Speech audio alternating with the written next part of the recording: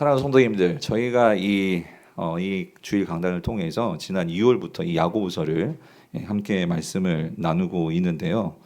제가 세어보니까 지난 주일까지 물론 중간에 다른 말씀들도 나누었지만 야고보서를 총 12번 우리가 같이 말씀을 나누었더라고요.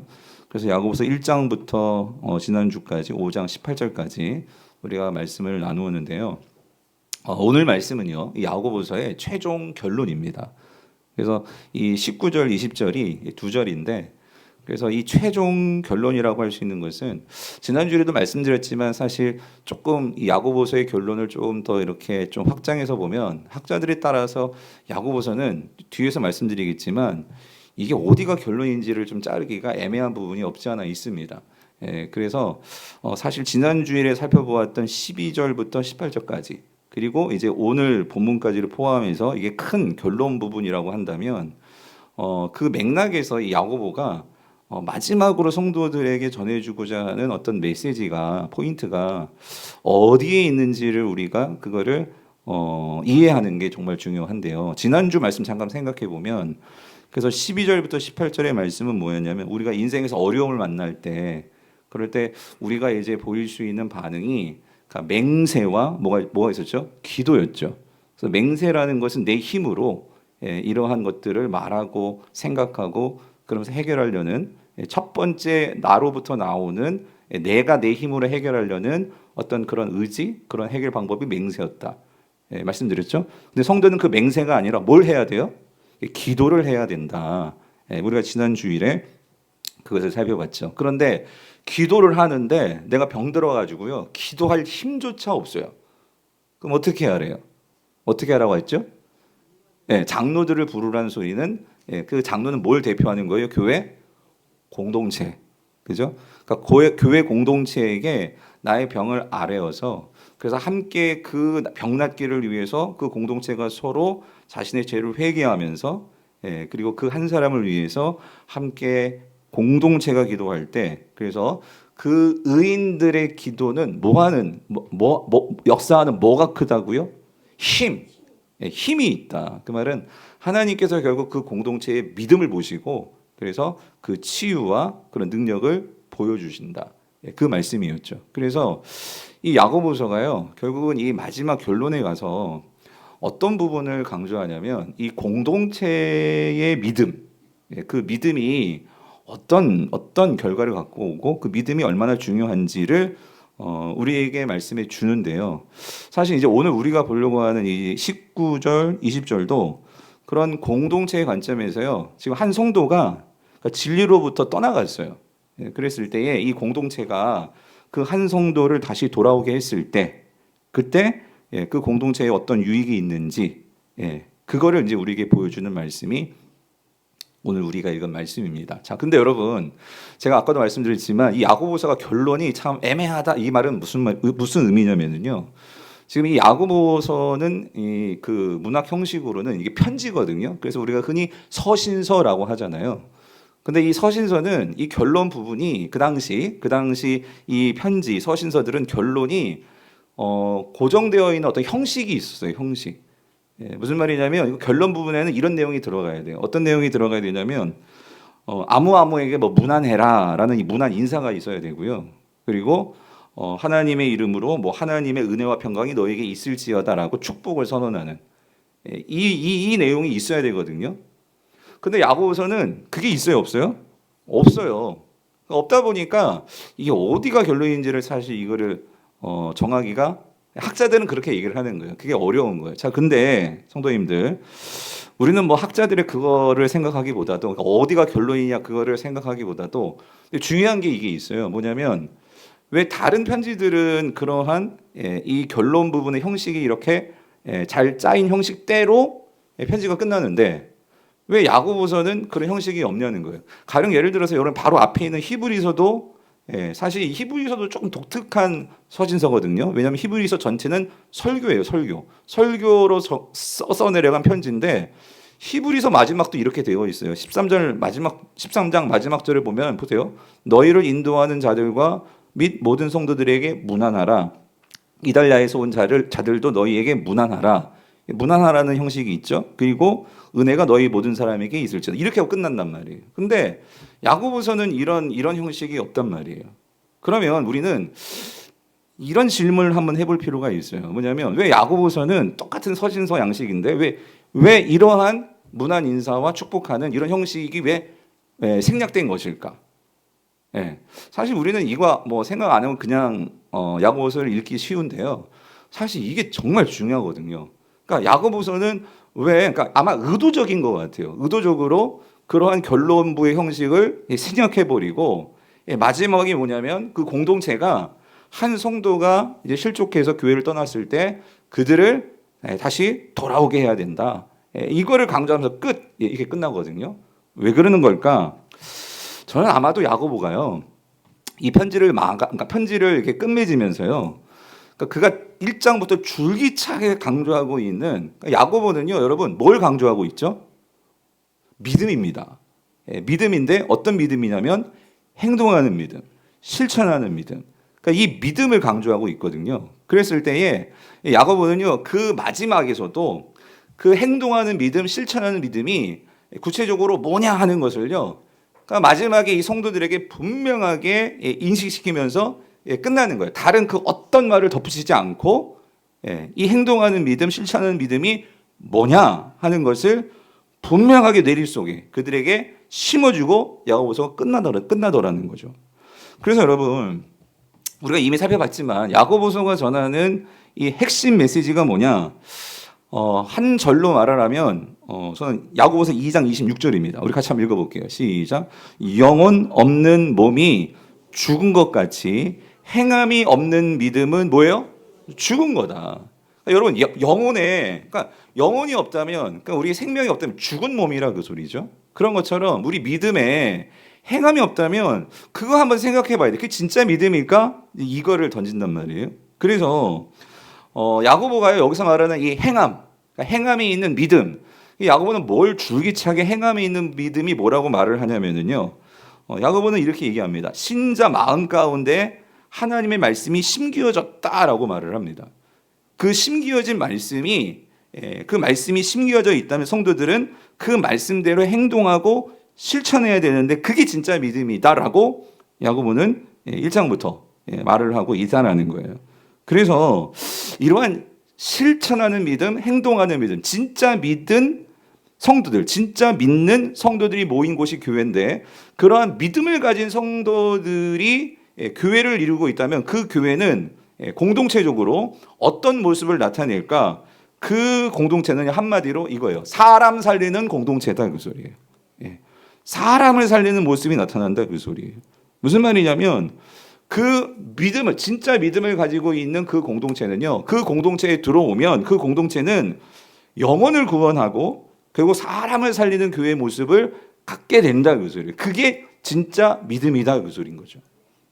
그래서 오늘 이 사람 살리는 교회가 결국 공동체적으로 믿음 있는 교회의 모습이다 하는 것이 야고보의 결론인데요. 그래서 이거를 좀 더 구체적으로 본문을 우리가 이제 보면서 우리가 한번 확인하고 더 구체적으로 살펴보겠습니다. 자, 우리 19절 같이 한번 읽어볼게요. 19절 같이 한번 읽어보겠습니다. 시작. 내 형제들아, 너희 중에 미혹되어 진리를 떠난 자를 누가 돌아서게 하면이에요. 제가 야고보서에서는요, 이 호칭 부르는 대상을 잘 봐야 되는데 이 형제들아라고 부를 때는 이 형제들은 누구죠? 교회 성도들이죠. 그래서 형제들은요 남자들만 말하는 게 아니에요. 초대교회에서 형제들아라고 할 때는 거기에는 여자 성도들도 다 들어가죠. 그러니까 믿음이 있는 신자로서의 교회 공동체를 부를 때 형제라고 이렇게 부른단 말이죠. 그런데 여기서 우리가 주목해야 되는 것은요, 그 형제들아라고 말하면서 그 다음에 무슨 말이 나오냐면 너희 중에 미혹되어서 진리를 떠난 자라고 나와요. 이 말은 이걸 다시 풀어보면, 그러니까 너희 중에서 미혹되어서 진리를 떠난 자들이 있다는 소리예요, 없다는 소리예요? 그러니까 있다는 소리예요. 그러니까 한때 같이 예배드리고 같이 봉사하고 순모임하고 같이 이렇게 찬양하고 기도하고 했었는데 어느 순간인가 안 보여. 그러니까 어느 순간인가 이 교회를 떠났어. 그런 성도들이, 그러니까 이사 가고 다른 교회 나가는 그거 말고요. 아예 그러니까 진리에서 떠난 그러한 성도들이 있다라는 거예요. 그래서 한번 이게 궁금했어요. 그럼 뭐 어떻게 해서 무슨 일이 있어서 이 성도들이 교회를 떠났을까? 사실 여기서 직접적으로 야고보가 어떤 사건을 말하지는 않아요. 근데 우리가 1장부터 쭉 야고보서를 이렇게 보면 그 상황을 우리가 조금 상상해 볼 수 있죠. 첫 번째는 바로 앞에 있었던 이 문맥하고 생각해 보면 이런 거죠. 아주 극심한 고난을 당했어요. 어려움을 당했어요. 그러니까 성도가 그런 극심한 고난 속에서요, 마음이 지치니까 하나님에 대해서 뭐가 생겨? 의심이 생기는 거예요. 왜 하나님 나에게만 이런 어려움을 주냐고요. 왜 우리 애에만 이렇게 어려움을 주고 왜 우리 사업만 이렇게 힘들고. 그러니까 이런 막 의심이 드니까 결국 어떻게 삐진 거죠. 하나님께 삐져가지고 교회 안 나오고 그러는 거예요. 뭐 이런 경우가 있을 것이고, 또 우리가 2장이나 3장을 보면 이런 경우죠. 그러니까 이 물질적인 유혹에 빠져버린 거예요. 왜냐하면 나도 돈 잘 벌고 싶은 거예요. 나도 좀 이렇게 부유하게 살고 싶은 거예요. 그래가지고 좀 그렇게 잘 살고 싶은데, 그러다 보니까 이 세상의 여러 가지 소리들에 이제 귀를 기울이고 세상 사람들을 만나게 되고, 그러다 보니까 교회에 대한 관심보다도 그런 세상의 마음이 팔려가지고 알게 모르게 이제 점점 안 보이더만 교회를 떠나간 거죠. 이런 경우. 그리고 또 어떤 경우가 있냐? 이런 경우죠. 이건 뭐 우리 교회 안에서 또 오늘날도 일어날 수 있는 건데, 뭐냐면 교회 공동체 안에서요, 누군가에게 상처를 받은 거예요. 그래서 우리가 2장에 보면 이 야고보 교회의 특징이 부한 자가 있었고 가난한 자가 있었잖아요. 성도들 중에. 그래가지고 부한 자는 막 좋은 자리 주고 막 이러다 보니까 가난한 성도들 상처를 입은 거지. 그러니까 야, 이게 교회야, 이게 무슨 세상과 똑같네. 그러면서 어떻게 상처를 받고 교회를 안 나오기 시작하는 거죠. 이런 경우. 그리고 이런 경우도 있죠. 자기도 모르게, 그러니까 교회는 오래 나왔어. 진리의 말씀을 받았어. 근데 이 말씀에 대한 감격이 점점 식어진 거예요. 식어지면서 하나님과의 어떤 인격적인 생명의 관계는 약해지면서요, 그러니까 교회는 나와요. 신앙생활을 해요. 그런데 이게 형식적이다 보니까 재미도 없고, 그러니까 교회에 나가고 싶으면 나가고 안 나가고 싶으면 안 나가고, 그러다 보니까 점점 신앙이 약해지다 보니까 어느 순간인가는 그냥 집에만 있는 거죠. 이런 경우가 있고. 그리고 야고보서에는 나오지는 않지만 우리가 다른 서신서들을 보면 이 당시에도 이단들이 있었단 말이죠. 이단들. 그래서 거짓된 진리, 거짓된 복음에 이제 사로잡혀서 그렇게 교회를 떠나간 성도들이 있더라는 거죠.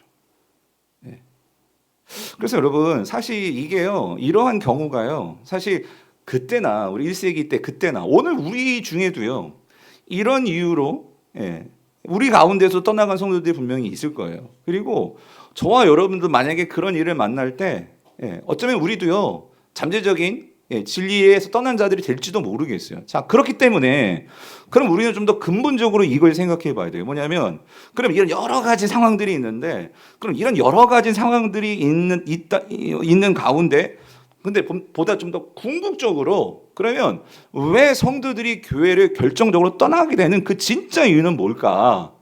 저는 이게 궁금하더라고요. 근데 오늘 본문 속에 그 답이 있더라고요. 그게 뭐냐면 19절 보면 이렇게 나와 있어요. 야고보는 그 이유를 이렇게 얘기해요. 19절 다시 띄워주시면은요, 여기 미혹되어서 진리를 어떻게 했다? 떠났다라고 말하는 말이에요. 미혹되어서 진리를 떠났다. 자, 여기에서 우리가 중요한 교회를 떠나게 되는 이유를 우리가 알 수 있는데요. 그게 뭐냐면은요, 저는 여기 이 헬라, 이 플라나오라는 단어에 그 답이 있다고 생각이 들어요. 이 플라나오. 지금 우리 성경은요, 여기 미혹되어 떠났다, 이렇게 두 개의 동사로 이렇게 번역을 했는데, 이게 사실 한 단어예요. 이게 플라나오예요. 플라나오, 헬라어. 근데 이 플라나오는 어떤 뜻이 있냐면요, 그러면 왜 미혹되어서 떠나게 되는가? 이 플라나오의 이 단어를 보면 우리가 그 이유를 알 수 있는데요. 원래 플라나오는 어떤 의미가 있냐면, 첫 번째는요, 방황하다는 거예요. 방황하다. 그리고 두 번째는요, 쉽게 속는 거예요. 속다라는 의미가 있어요. 그리고 세 번째 의미는요, 오해하다라는 뜻이 있어요. 그래서 우리가 이거를 생각해 보면 왜 이렇게 되는 걸까? 그런데 여러분, 야고보서에 보면은요, 여기 진리라고 했잖아요. 여러분, 이 진리는 뭘까요? 진리는 직접적으로 보면 예수님이 전해주신 복음입니다. 그 복음을, 예수님을 믿을 때 그 복음이 우리에게 심겨진다라고 야고보는 우리에게 얘기를 합니다. 그리고 넓게 보면은 이 복음은 하나님의 말씀이라고 볼 수도 있어요. 그래서 야고보서 1장 21절을 볼게요. 야고보서 1장 21절을 보면, 자, 우리 같이 읽어볼게요. 시작. 그러므로 모든 더러운 것과 넘치는 악을 내버리고 너희 영혼을 능히 구원할 바 마음에 심어진 말씀을 온유함으로 어떻게 받으라라고 그랬어요.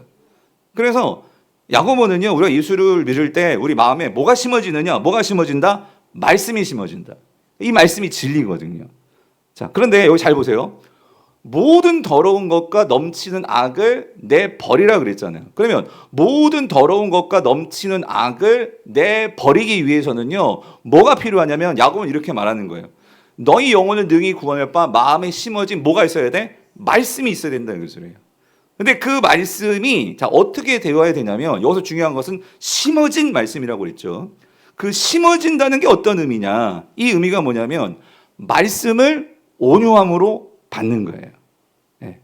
그러니까 이거를 종합해서 설명해 보면 이런 거예요. 비유적으로 우리가 한번 생각해 보면 하나님께서 저와 여러분들에게 진리의 씨를 심어 주셨어요. 그러면 자, 이 진리가 우리에게 심어졌거든요. 그러면 이 씨가요 미혹된다는 건 아까 뭐예요? 방황한다는 거예요. 방황한다고 말했잖아요. 그러니까 방황하지 않으려면은 여러분 어떻게 돼요? 우리의 마음이 견고하게 어딘가에 뿌리 박아 있어야 돼. 그렇죠? 내 마음이 떠 있으니까 막 방황하는 거예요. 어디를 가야 될지. 그런데 내 마음이 분명하게 뭔가에 심기어져 있으면은요 방황하더라도 나중에 그 중심으로 다시 돌아올 수 있는 거예요. 그리고 여러분 아까 두 번째 뜻이 뭐냐면 속는다고 했잖아요. 방황하니까 뭔가 내 마음이 그 말씀에 견고하게 심어져 있지 않으니까요. 여기서 이 소리 하면 여기에 힐끗, 저기에서 저 소리 하면 저기에 힐끗 하면서요. 마음이요. 사방팔방으로 그렇게 뭐예요? 흩어지면서 돌아다니면서 사람들의 이야기에 속는 거예요. 너무나 쉽게 속는 거예요. 그러니까 결국 어떻게 되느냐? 아까 풀라나오 세 번째 뜻이 뭐였죠? 오해하다. 오해하는 거예요. 하나님을 오해하고 성도들끼리 오해하고 그 안에서 갈등이 생기고 이런 일들이 생기더라는 거예요. 그러면 그 근본적인 이유는 뭐다? 말씀했잖아요. 그 너희 영혼을 능히 구원할 바 그 마음에 어떻게 되어진? 심어진 말씀. 그러니까 무슨 말이냐면 말씀이 있는 거로 그걸로 족하지 않고요. 왜냐하면 말씀이 심어졌다는 것은 뿌리를 견고하게 진리의 뿌리를 뭐 해야 돼? 내려야 된다 그 소리예요. 성도님들, 우리가 바람 불고 우리가 여러분 태풍 불고 우리가 장마철에도요 바람이 불면은요 나무는 큰데 이렇게 쉽게 뽑아진 나무들 있잖아요. 그게 왜 그러냐면 겉은 막 큰 나무일지 모르지만 지금 뭐가 약해? 뿌리가 약한 거예요. 뿌리가 진리에 견고하게 뿌리를 내려야 되는데 이게 안 되니까 조그만 바람 불면 슉슉 다 뽑히는 거예요. 그러면 도대체 견고하게 뿌리를 내린다, 심어진다는 그 의미가 뭐냐? 야고보는 분명하게 얘기를 했어요. 뭐냐면 말씀을 자 어떻게 받아야 된다? 어떻게 받아야 된다? 온유함으로 받아야 된다. 그럼 여러분 온유함으로 받는다는 말이 뭐예요? 온유함으로 받는다. 이게 견고하게 심어지는 거거든요. 무슨 말이냐면 이런 겁니다. 오늘도 지금 여러분의 말씀이 지금 심어지고 있거든요. 근데 어떤 성도는요 이 말씀을요 견고하게 이제 거기에 뿌리를 내리기 위해서 여러분이요 어떤 태도가 중요하냐 이거예요. 그 말씀이 온전히 나를 지배하도록 나를 내어드려야 돼요. 나를 내어드려야 돼요. 그래야만 역사가 일어나는 거예요. 가령 여러분 예를 들어서 우리가 수술을 한다고 생각해 보세요. 병원 가서 내가 뭔가 절제 수술하고 한다고 생각해 보세요. 그러면 여러분 반드시 뭘 해야 돼? 뭘 해야 돼요? 마취를 해야 되잖아요. 근데 마취를 했는데 이 사람이 계속 꿈틀꿈틀거리고 움직이면 수술이 돼요? 안 돼요? 안 되죠. 완전히 내 몸을 맡겨가지고 내가 완전히 어떻게 돼야 돼요? 잠잠히 잠들어야 된다 그 소리예요. 그래야지만 뭔가 역사가 일어난다 그 소리예요.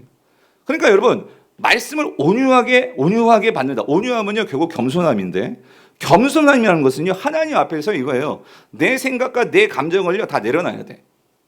그래야지만 하나님이 일하십니다. 근데 오늘날 우리 성도들이 뿌리를 견고하게 내리지 못하는 것은요 우리가 너무나 조급해. 그리고 우리가 현실 앞에서 너무나 두려워해. 그러니까 가만히 있지를 못하는 거예요. 여러분 모세가요 홍해를 갈 때 한번 생각해 보세요. 지금 앞에는 홍해고 뒤에서는 막 애국 군대가 쳐들어오고 있어요. 그럴 때 모세가 하나님 앞에서 홍해를 가리기 전에 그 백성들에게 외친 그 한마디가 있어요. 뭐예요? 너희는 뭐예요? 가만히 있어. 예? 너희는 가만히 있으라 그 소리. 가만히 있으라. 그러니까 가만히 있으라 그 소리는 무슨 소리냐면 여러분 우리가 어떤 문제가 터지고 어떤 일이 터지면 우리 생각이 막 돌아갑니다. 이런 걸 세상 말 잔머리가 막 돌죠. 예? 이걸 어떻게 해결할지 막 그러니까 사람 찾아다니고 막 가만히 있지를 못해. 그런데 여러분 말씀에 뿌리를 내린다는 것은요 이런 거예요. 우리가 그럴 때 나를 어디 앞에 갖다 놔야 되냐면 말씀 앞에 갖다 놓고 그 말씀 앞에서요 가만히 있어야 된다 그 소리예요. 잠잠히 거해야 된다 그 소리예요.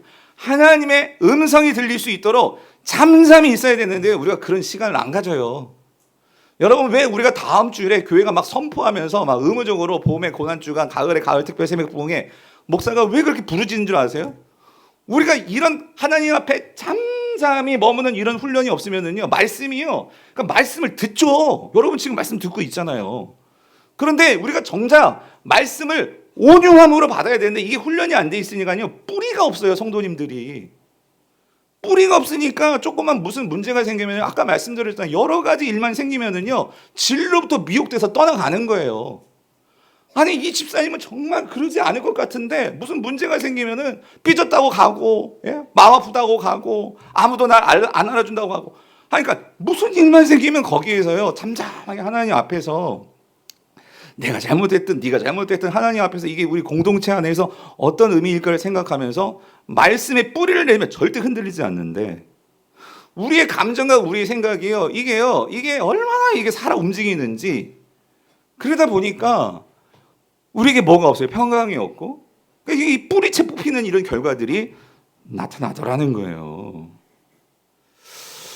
그래서 여러분, 저는요 참 이때 많이 은혜를 받아요. 무슨 말이냐면, 그러니까 여기서 말씀을 온유함으로 받는다. 내 생각을 내려놓고 감정을 내려놓고 잠잠히 그 주님이 주시는 음성에 귀를 기울여서 그 말씀대로 한번 가보는 거예요.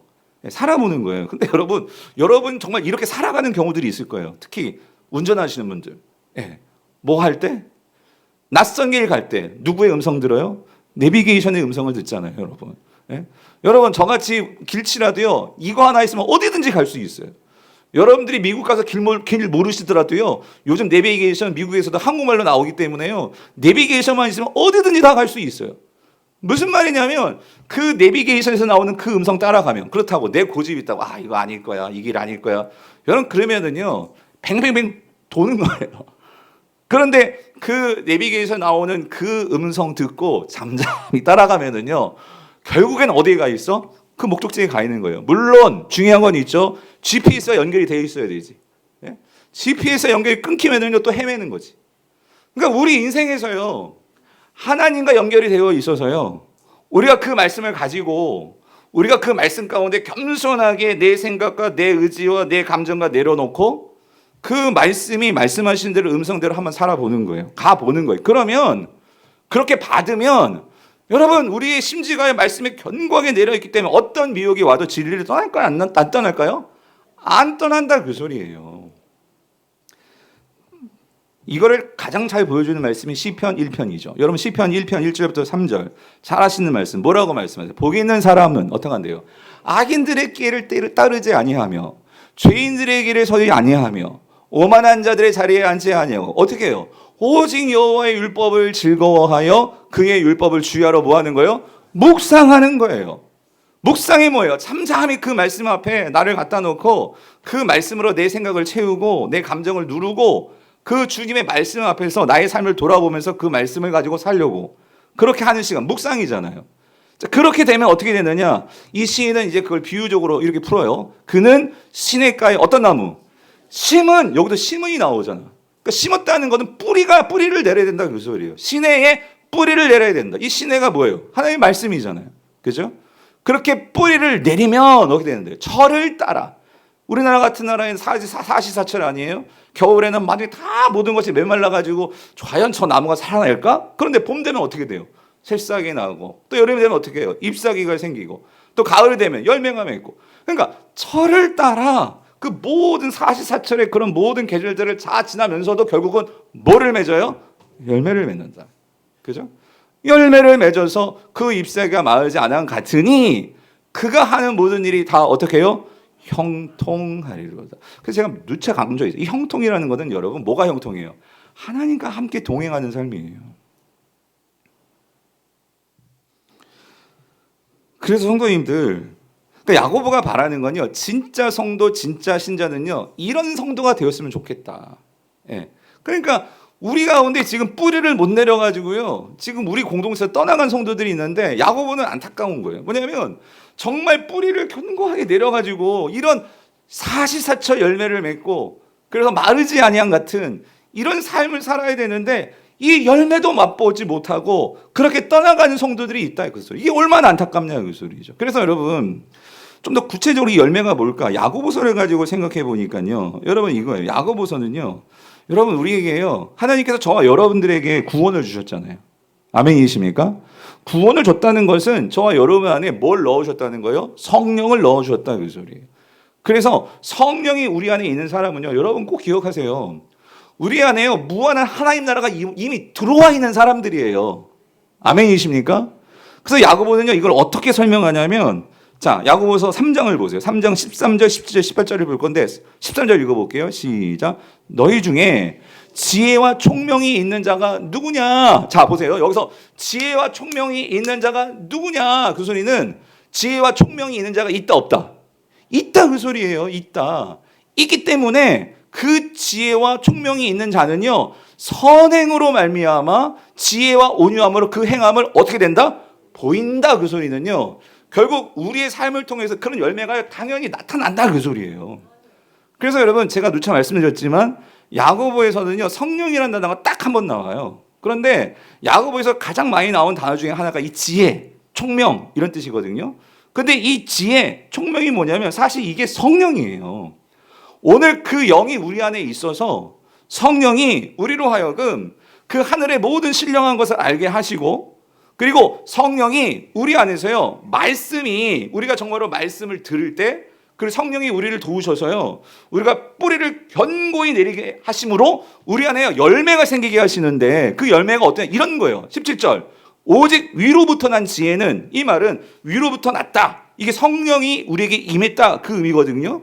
그러니까 그런 성령으로 난 지혜를 말하는 거예요. 그 지혜는 첫째 뭐예요? 성결하고 다음에 어때요? 화평하고 관영하고 양순하며 긍휼과 선한 열매가 가득하고 편견과 거짓이 없나니 화평하게 하는 자들은 화평으로 심어 의의 열매를 어떻게 한다?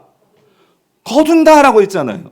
여러분이 잘 알고 있는 갈라디아서 5장 22절에 보면 거기 보면은 사도 바울은 성령의 열매라고 그런 얘기해요. 그래서 성령의 열매는 오직 뭐예요? 사랑과 희락과 화평과 오래 참음과 자비와 양성과 충성과 온유와 절제니 이 같은 것을 금지할 법이 있다 없다? 없다. 그 말이 무슨 말이에요?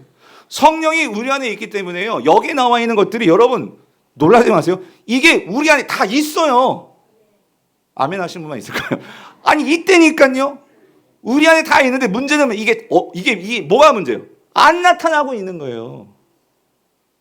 안 나타나고 있어. 이거 언제 보고 여러분 내 안에서 여기 나오는 이런 지혜로 통하여 성령을 통해서 성결하고 화평하고 관영하고 양선하고 긍휼과 선한 열매가 가득해서 편견에 빠지지도 않고 거짓에 치우치지도 않고 내가 있으면 주변이 막 화평해지고 예? 이런 의의 열매를 거둔다 그 소리는 그런 열매가 나타난다 그 소리거든요. 그러니까 우리가 이런 것들을 나타내서 그런 것들을 우리가 나눠주고 하는 그 성도의 삶은 여러분 어떨까요? 얼마나 복되겠습니까? 그 한 사람 한 사람이 얼마나 귀하겠습니까? 그런 성도가 가정에 있고 직장에 있고 학교에 있고 이 세상에 있다면 여러분 그 주변이 얼마나 복되겠습니까? 사람들이 막 그 사람한테 막 달라붙을 거예요. 왠지 저 사람만 곁에 가면 너무 좋아.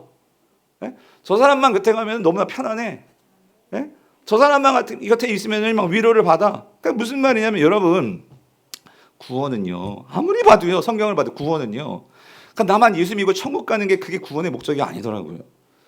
여러분 그건 은혜를 이미 받았어요. 근데 여러분 이거예요. 우리가 남은 삶을 진짜 구원 받았습니까?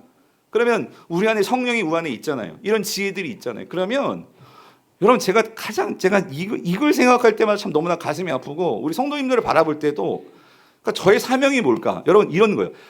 제가 만약에 하나님 앞에 섰는데 이러한 것들이 이미 내 안에 있었어. 그래서 내가 이것들을요 나를 통해서 이걸 드러낼 수 있는 무한한 능력과 무한한 자원과 모든 것이 나 안에 있었거든요. 근데 내가 천국에 갔는데 옆에 보니까 다른 목사님들은요 그걸 갖고 많은 성도들에게 나눠주고 예? 이런 것이 너무 있었는데 그걸 다 쓰고 하나님 앞에 온 거예요. 근데 날 보니까 그게 나 안에 있었는데 난 그걸 몰랐어. 그게 있었으면 우리 성도들에게 나눠줬으면 우리 성도들이 얼마나 좋았을까. 근데 보니까 있는데 내가 그걸 그냥 가지고 하나님께 간 거예요. 얼마나 속상할까? 여러분 속상하지 않겠어요?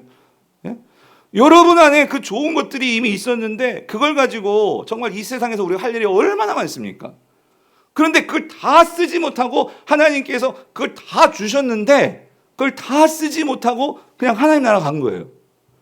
야, 그랬을 때 얼마나 후회가 될까? 예. 야곱은 지금 그걸 얘기하는 거예요. 오늘 우리가 이 땅에서요, 정말 얼마나 많은 것을 받았는데 이 미혹되어서 세상의 것이 더 좋다고 생각하는 그 성도들이요, 그거 모르고 그거 누리지 못하고 그냥 떠나가 버린 거예요. 그러니까 얼마나 안타까워. 그러니까 이 야고보가요, 뭐라고 얘기하냐면, 이게 중요한 게 뭐냐면, 그러면 그런 성도들 어떻게 해야 되느냐? 이 공동체가 어떻게 해야 될까요? 돌아오게 만들어라, 그 소리예요. 돌아오게 만들어라. 그죠? 그래서 5장 19절 보니까 그렇게 진리를 떠난 자가 있다면, 자, 어떻게 해야 돼요? 누가 어떻게 하면? 돌아서게 하면이에요. 돌아서게 하면, 이 뭔가 조건이니까 20절에 뭔가 이제 복이 나오겠죠? 근데 중요한 거는 돌아서게 해야 된다, 그 소리예요. 돌아서게 해야 된다. 근데 여기서 중요한 게 저는 이 단어에 꽂혔어요. 누가 돌아서게 하면?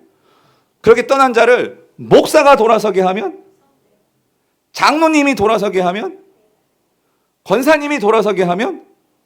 순장님이 돌아서게 하면? 그렇게 말하지 않고 뭐래요? 누가요, 누가? 이 소리는 여러분, 그렇게 돌아간 성도들 다시 돌아오게 만드는 거는 누가 해야 되는 거예요? 목사가 해야 되는 거예요? 장로님만 해야 되는 거예요? 권사님만 해야 되는 거예요? 순장님만 하는 거예요? 누가 하는 거예요? 우리 모두가 해야 되는 일이다, 그 소리예요. 예. 여러분들 중에 누군가, 여러분들 중에 정말 하나님의 마음을 가지고 그 아버지의 마음을 품고 정말 주님께 돌아오게 하는 자, 우리가 이 일 다 할 수 있는데, 왜? 우리에게 지혜가 있잖아요. 성령님을 주셨잖아요. 근데 우리는 항상, 목사님 나는 못해요. 내가 무슨 순장을 하고, 내가 무슨 입금 일을 하고, 내가 어떻게 성경을 가르치고, 내가 어떻게 진리를 같이 나눠주고, 우리는 항상 이 모태 귀신에 빠져 있는 것 같아요. 예? 그러니까 우리 예전에 그런 신앙이 있었어요. 제일 나쁜 신앙, 모태 신앙. 다 못한데. 난 모태 신앙. 예, 괜히 말했다, 여러분. 그러니까 우리가요, 남모태가 아니라 지금 주님은요, 누가 돌아서게 하면, 이 말은요, 우리 모두에게 이 사명이 주어졌다, 그 소리죠. 이 소리죠. 왜냐하면 여러분, 그러니까 미혹돼서 진리로부터 떠나간 자, 그러니까 죄 가운데 다시 빠진 자를 돌이키는 이 일은요, 결국 누구의 마음에 가장 가까워지는 일일까요? 하나님 아버지 마음에 가장 가까워지는 일이기 때문이라는 거예요. 즉 다시 말하면 누군가 진리로부터 미혹되어 떠나간 자를 데리고 오는 이 일은요, 결국은 그 하나님의 마음 속에 들어가서요, 결국 하나님이 가장 기뻐하시는 그 일을 내가 하게 된다, 그 소리예요. 그러므로 지금 야고보는 그걸 말하는 거예요. 너희들이 진짜 믿음이 있다면 그 믿음을 가지고 그 영광스러운, 왜냐하면 하나님께서요, 오늘 저와 여러분들을 다시 돌이키게 하시기 위해서 하나님이 그 아들까지 보내주시고 아들을 십자가에 달려 죽기까지 하신, 그게 우리 하나님 아버지의 마음이라는 거예요. 그러면 이 말하는 거예요. 여러분들 가운데 이 아버지의 마음을 알고 그 하나님 아버지의 마음 편에 설 자가 누구시냐는 거예요. 여러분 중에 누가 그 하나님 마음 편에 서서 그 아버지의 마음을 가지고 하나님께서 그토록 원하시는 그 아버지의 마음을 이해해 줄 수 있는 우리 장로님, 권사님, 집사님, 그리고 우리 모든 성도들 여러분 가운데 여러분 중에 누가 그 아버지의 마음을 갖고 하나님 편에 서시겠냐고요. 그러니까 야고보는 말하는 거예요. 그렇게 그 편에 설 수 있는 자가 무슨 믿음이야? 진짜 믿음이다. 진짜 믿음이다. 오늘 저는 저와 여러분들이요, 그 진짜 믿음을 가진 저와 여러분 될 수 있기를 간절히 축원합니다. 그래서 이러한 믿음을 가질 때, 이러한 그 누가 돌아서게 하겠냐, 내가 그렇게 돌아서게 될 때 여러분 그 공동체에 하나님께서 어떻게 하시냐, 축복을 주시는데, 열매를 주시는데, 그 열매가 20절이죠. 20절 같이 읽어볼게요. 시작. 너희가 알 것은 죄인을 미혹된 길에서 돌아서게 하는 자가 그의 영혼을 사망에서 구원할 것이며, 그러니까 첫 번째로 우리 공동체에 주어지는 그 축복이 뭐냐면, 그러니까 그의 영혼을 사망에서 어떻게 한다? 구원한다, 그 소리죠. 그랬을 때 여기 그의 영혼은 누구겠어요? 누구의 영혼이겠어요? 당연히 진리로부터 떠나간 그 사람의 영혼이겠죠.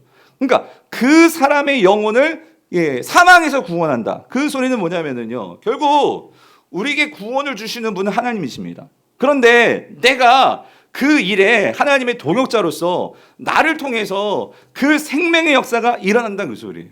그런데 이런 역사가 누구 소수 사람만이 아니라, 가령 예를 들어서 여러분은 순에서 그 한 순원들을 순장님만 케어하고 순장님만 돌보고 그게 아니라 순장의 심장을 가지고 모든 순원들이 같이 그 한 영혼이 돌아올 수 있도록 같이 매달리고 같이 마음을 쓰면은요, 그 공동체, 그 순모임, 우리 교회에 하나님께서는요, 사망에서 구원할 것이다. 이 말은요, 오늘 저와 여러분들을 통해서 이 교회가요, 생명력 있는 공동체가 되게 해주겠다, 그 소리입니다. 살아있는 공동체요. 사람을 살리는 공동체요. 여러분, 얼마나 그 공동체가요, 활기 있고 능력이 있겠습니까? 그 교회는요, 사람을 갖다 놓으면은요, 사람들이요, 진리의 뿌리를 받고 변화가 일어나는 거예요. 왜 그러냐면, 여기 보잖아요. 죄인을 미혹된 길에서 돌아서게 한다. 그래서 여러분, 이 돌아선다라는 이 단어가 무슨 뜻이냐면은요, 이게요, 그러니까 회심한다, 그 소리예요. 여러분, 회심이 뭡니까? 회심은요, 그냥 단지 예수 믿는다. 그게 거기서 끝나는 게 아니라, 회심은요, 내 주인이 바뀌는 게 회심이에요. 여러분, 주인이 바뀌어야지만 그 집의 인테리어가 바뀔 수가 있는 거예요. 예?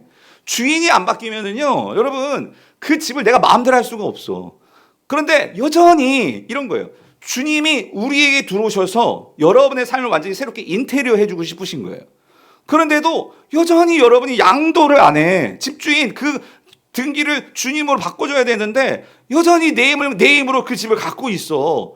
그러니까 어떻게 손댈 수가 없는 거예요. 주님께서. 주님을 믿는다고 하지만 아직까지 내 삶의 모든 주권과 내 모든 것들이 아직 내가 주인이 되어 있단 말이에요. 그러니까 이게 바뀌지를 않으니까 변화가 일어나지 않아. 그래서 여러분 보세요. 세상에도 주님 모르고 회심을 안 한 자도 있지만 정말 안타깝고 심각한 건 뭐냐면, 저는 몰라요. 하지만 우리 주님 정확하게 아실 거예요. 교회 안에도 아직 회심의 역사가 일어나지 않는 성도들이 있을 수 있다, 그 소리예요. 아직까지 주인이 안 바뀐 채로, 그러니까 주님을 알죠. 그 대표적인 교회가 라오디가 교회잖아요. 주님이 문 밖에서 계속 문 두드리고 있어. 나 네 집 들어갈래. 들어가서 너 집을 내가 완전히 바꿔줄게 하는데도 주님을 여전히 문 밖에 세워놓고 아직까지 내가 주인인 거야. 내가 거실에서 내가 있고 싶고, 내가 내 안방에서 내가 있고 싶고. 그러니까 주님은 계시지만 이 변화가 일어나지가 않는 거예요, 여러분. 그런데 여러분, 제가 곰곰이 한번 생각해 봤어요. 그래서 그의 영혼을 사망에서 구원한다는 말은요, 그러니까 여러분 이겁니다. 이 구원이 궁극적으로 우리가 주님 날아가는 미래적인 구원도 있지만, 그의 영혼을 사망에서 구원한다는 얘기는요, 이게 현재적인 구원도 있어요. 이게 무슨 말이냐면, 여러분 이스라엘을 잘 생각해 보세요. 우리가 지금 스바냐에서 묵상하고 있잖아요. 이스라엘의 문제는요, 하나님 백성이죠. 이들이 이거를 버리지 못했어요. 뭘 버리지 못했어요? 우상이에요. 그러니까 이들이 항상 우상에 쩔쩔매. 그러니까 하나님을 섬기면서도 우상을 버리지 못하고. 왜? 이 우상이 나의 모든 삶을 책임질 것 같이, 그게 너무나 세상 문화에 쫙 깔려 있으니까 옆집도 우상, 앞집도 우상, 다 자기들 우상이 있어. 하나씩 다 있어. 그러니까 이거 없으면 나도 뭔가 막 불안한 거예요. 이거 없으면 뭔가 애들이 성공 못할 것 같고, 시집장가 못 갈 것 같고, 이거 없으면 내가 승진 못할 것 같고.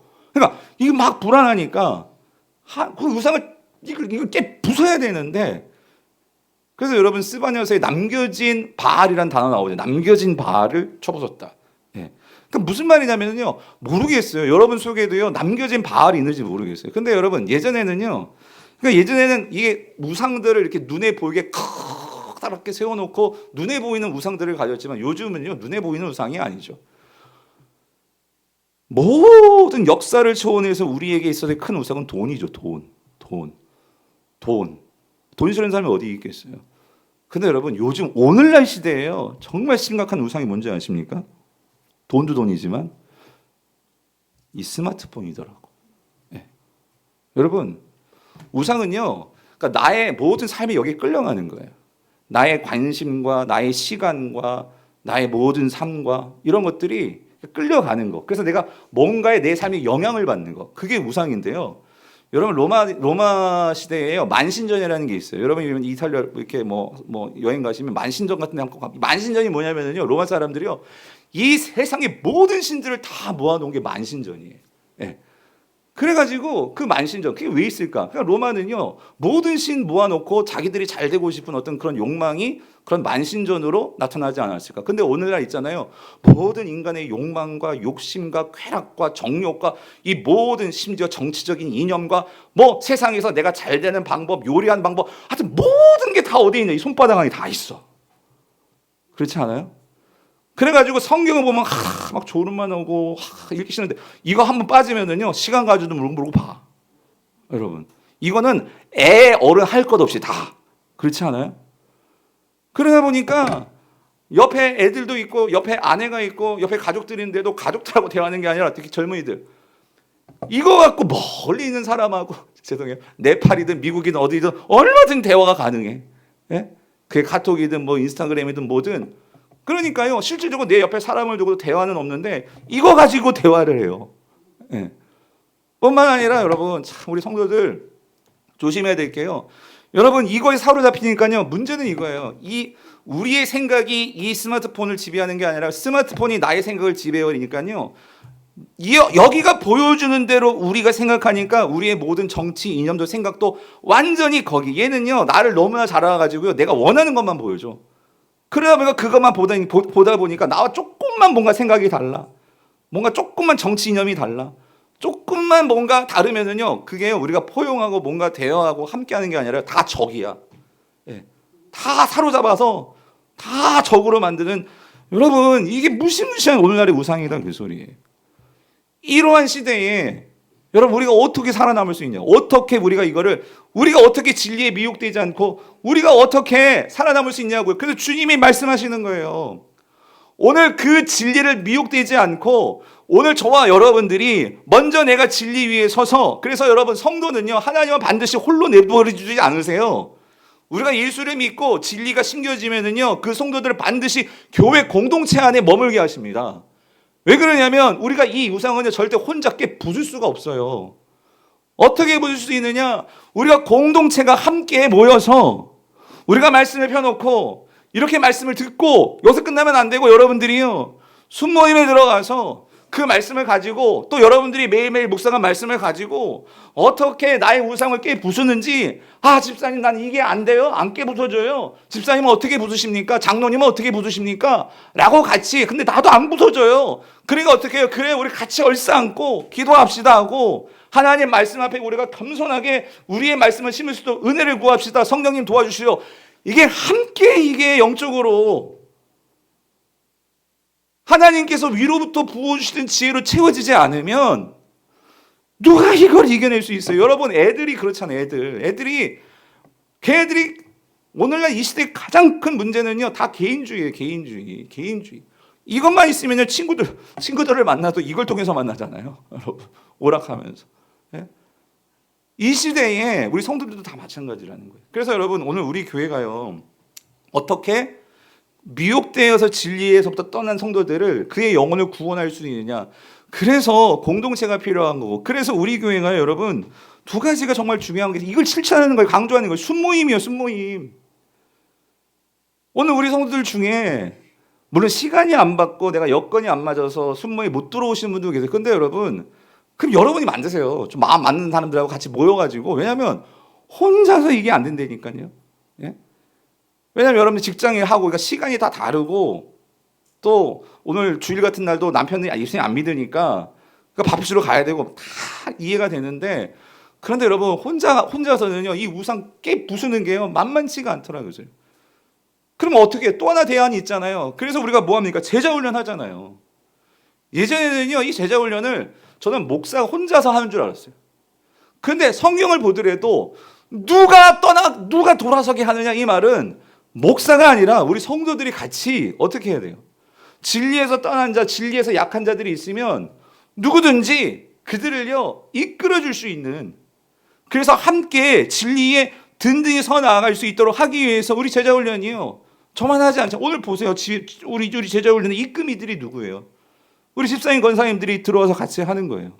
시간이 안 맞아서 교육자가 어쩔 수 없이 소극으로 한 반도 있지만 제가 꿈꾸는 거는요. 우리 여러분들 모두가 다. 그래서 내가 우리 장로님 이 집사님 좀 맡아주세요. 아 그래요? 알겠습니다 목사님. 권사님 이 집사님 좀 맡아주세요. 아 그래요? 그래 내가 이런 공동체 되시기를 정말로 축원합니다. 예?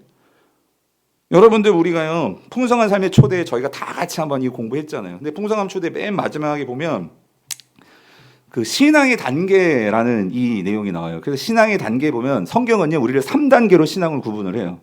그래서 PPT 보여주시면은요 1단계가 영적 아이, 그 다음에 2단계가 영적 청년, 그리고 3단계가 영적 부모인데 성경은요 우리가요 영적 아이에서 영적 부모로 나아가기를 성경은 우리에게 말씀하세요. 그래서 그리스도 안에서 자라라라고 말씀하세요. 그죠?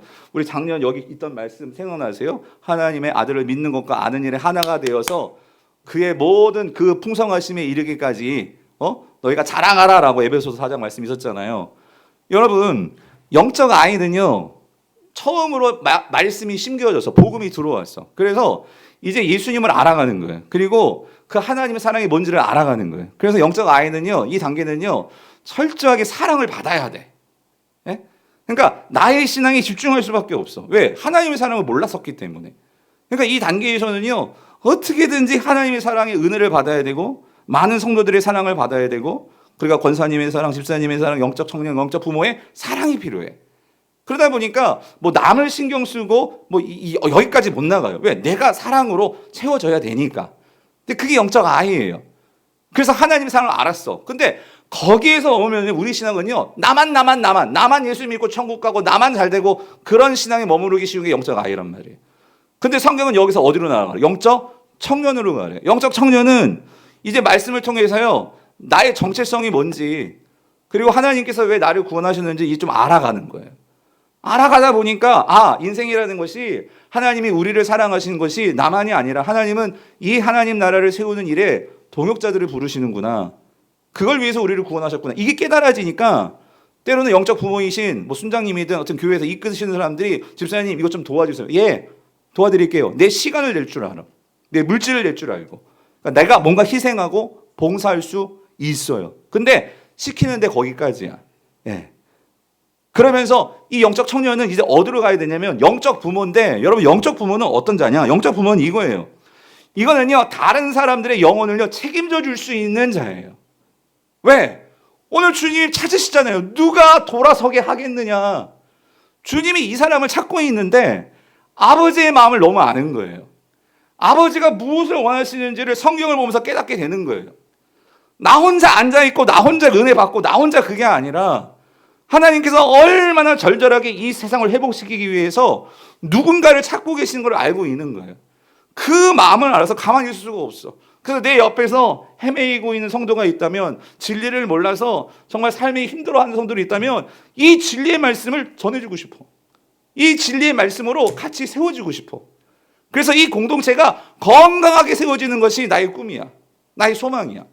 이 일을 위해서 하나님께서 나를 쓰신다면 내가 정말로 주를 위해서 내가 주님께 드리겠습니다. 이게 영적 부모란 말이에요. 성경은 우리 보고요.